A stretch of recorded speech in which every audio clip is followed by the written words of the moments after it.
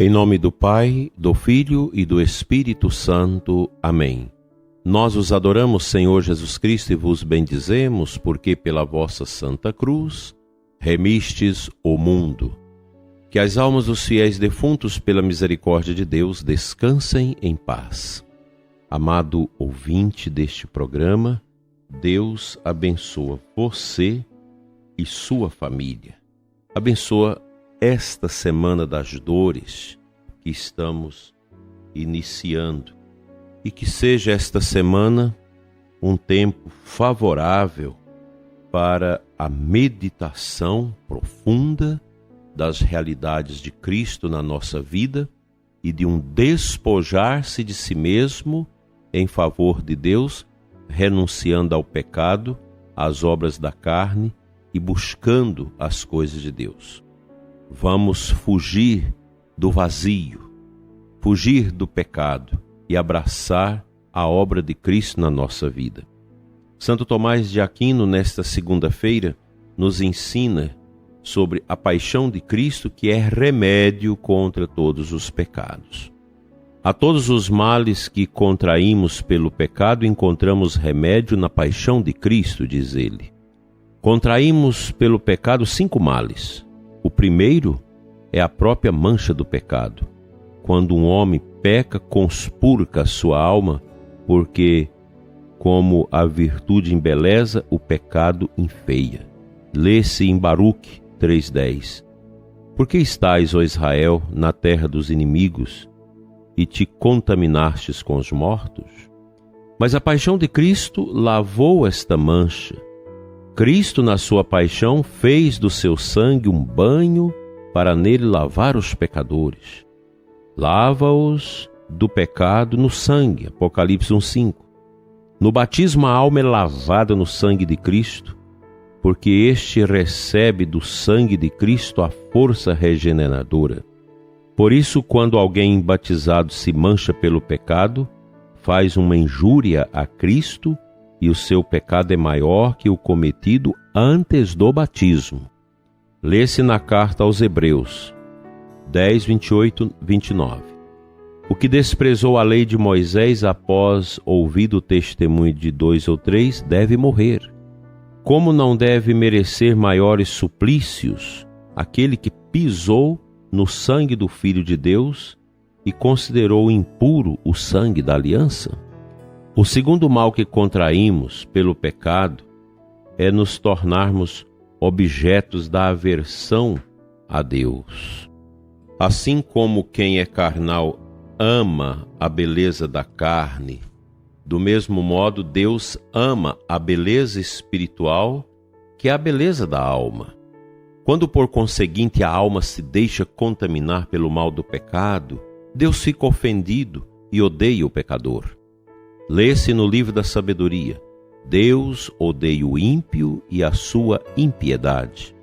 Mas a paixão de Cristo remove essas coisas, porque ela satisfez ao Pai ofendido pelo pecado, cuja satisfação não poderia vir do homem.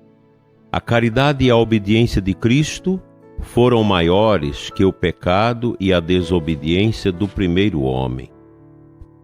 O terceiro mal é a fraqueza. O homem, pecando pela primeira vez, pensa que depois pode abster-se do pecado. Acontece, porém, o contrário. Debilita-se pelo primeiro pecado e fica inclinado a pecar mais. O pecado vai dominando cada vez mais o homem, e este, por si mesmo, coloca-se em tal estado que não pode mais se levantar. É como alguém que se lançou num poço. Só pode sair dele pela força divina.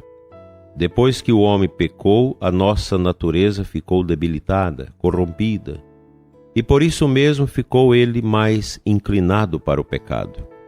Mas Cristo diminuiu essa fraqueza e debilidade, bem que não as tenha totalmente apagado. O homem foi fortalecido pela paixão de Cristo e o pecado enfraquecido, de sorte que este não mais o dominará. Pode, por esse motivo, auxiliado pela graça divina, que é conferida pelos sacramentos, cuja eficácia recebem da paixão de Cristo, esforçar-se para sair do pecado. Lê-se em São Paulo, Romanos 6,6, o nosso velho homem foi crucificado juntamente com ele, para que fosse destruído o corpo do pecado. Antes da paixão de Cristo, poucos havia sem pecado mortal, mas depois dela, muitos viveram e vivem sem pecado mortal. Logo que a porta foi aberta e o ladrão pediu e recebeu perdão. Lê-se na carta aos Hebreus 10,19. Confiantes na entrada no santuário pelo sangue de Cristo. Fica assim esclarecido como a paixão de Cristo foi útil enquanto remédio contra o pecado. Aqui está esta grande verdade que a Igreja nos ensina e Santo Tomás de Aquino ratifica isso para nós. O pecado é a imundície que nós precisamos varrer da nossa vida. E o pecado ele vai se tornando um vício na vida das pessoas, pois o pecador começa a sentir saudade do pecado. E cada vez que visita essa miséria do pecado, ele vai construindo mais tristeza dentro da sua alma. Mais angústia, mais vazio vai acontecendo, porque o pecado traz muita tristeza. E eu digo para você que tem a ignorância no coração de pensar que não precisa se confessar, de você, sacerdote, que acha que os outros não têm pecado, você que carrega essa preguiça de atender confissão das pessoas. Nós fomos feitos para isso. O padre é feito para atender confissão, para levar o perdão e a misericórdia de Cristo ao coração das pessoas. E esse é o tempo favorável. Nós precisamos querer sair do pecado, buscar a confissão. E os sacerdotes precisam disponibilizar a sua vida e se consumir como a vela no altar, nesse ofício de dar o garante da misericórdia ao coração das pessoas mediante a confissão. Não deixe, querido Padre, que o seu coração seja alcançado por esse espírito da nova ordem mundial, por esta revolução cultural ateia materialista que tira de dentro de nós o desejo de Deus e a confiança nos seus mistérios. E você, leigo, que às vezes tem o coração fechado e a cabeça muito grande, que acha que não tem pecado, que você não precisa, dobre o seu coração em humildade e vamos pensar mais na nossa morte, no nosso fim, e entender que a riqueza do homem é a paixão de Cristo que nos salvou. Vamos abraçar esse mistério com toda a confiança de nossas almas e com toda a alegria do nosso coração. Uma semana de força, luz e arrependimento para você.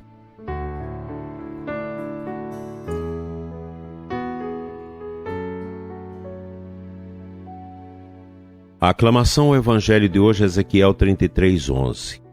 Não quero a morte do pecador, diz o Senhor, mas que ele volte, se converta e tenha vida. Ontem nós escutamos na igreja a proclamação do Evangelho que narrou o encontro de Nosso Senhor com a mulher adúltera, surpreendida em adultério e trazida aos safanões diante de Jesus para que fosse apedrejada. E quando contaram a Jesus a situação e disseram que a lei de Moisés manda apedrejar, Jesus simplesmente diz: quem não tem pecado, seja o primeiro a tirar a primeira pedra. E ninguém teve coragem, porque ali todos eram pecadores. Eu sou pecador e você também. Essa é a nossa situação, a situação do mundo, a situação de todos nós. E a Quaresma, todos os anos, ela é um período para a gente voltar mais a atenção para os mistérios de Deus, os sacramentos, sobremaneira a confissão, e para o nosso arrependimento. Eu digo para você, prezado irmão, leigo, leiga, religioso, religiosa, nós precisamos voltar a este encontro com os grandes ensinamentos dos santos, do catecismo e da tradição da igreja. Há muita bobagem hoje sendo ensinada, que não tem nenhum apelativo para a verdade, porque são escamas de um corpo morto, que é o relativismo, o materialismo, a nova ordem, toda essa mentalidade que não aceita os valores da fé, que rejeita a família, que rejeita a fé cristã, que rejeita a cruz. É um ódio terrível contra a cruz. Isso está aí, dentro da cultura, dentro da educação, dentro dos ambientes sociais, culturais e até mesmo dentro da igreja, quando tanta gente hoje nega a existência do demônio, nega a presença real de Jesus na Eucaristia, nega os valores dogmáticos da igreja. Eu não sei o que você, que tem essa postura, faz dentro da igreja. Se você nega as verdades que a igreja proclama, simplesmente você está no lugar errado. Nós precisamos nos vacinar contra essa mentalidade mundana, neopagã, que vai avançando dentro do terreno eclesial da nossa igreja, nas nossas comunidades e paróquias. Essa mentalidade fútil, que já o Papa Pio XII já havia denunciado isso, de uma cultura, de uma mentalidade que abole o pecado da vida das pessoas. Que a cruz de Cristo nos salva e nos fortaleça para, arrependidos dos nossos pecados, alcançarmos a misericórdia e preparar bem a nossa vida para o encontro definitivo com Deus.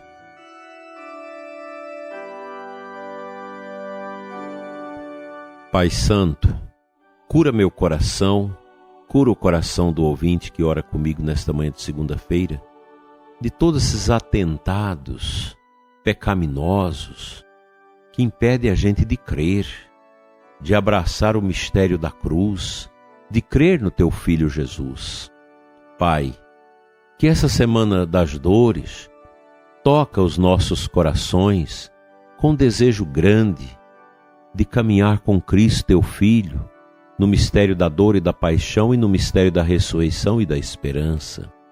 Limpa, Senhor, nossos corações de toda contaminação com o paganismo, com a ausência da fé, com a vida desregrada, uma vida sem valores, sem princípios, sem virtudes.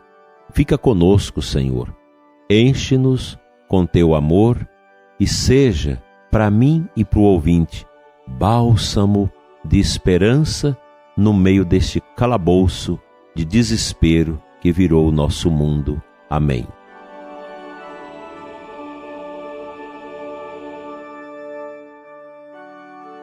O Senhor te abençoe e te guarde, volva para ti o seu olhar santo, compadeça de ti, visite o seu coração, a sua família, seu ambiente de trabalho, sua semana, e te encha de paz. Em nome do Pai, do Filho e do Espírito Santo. Amém. Até amanhã, se Deus assim nos permitir.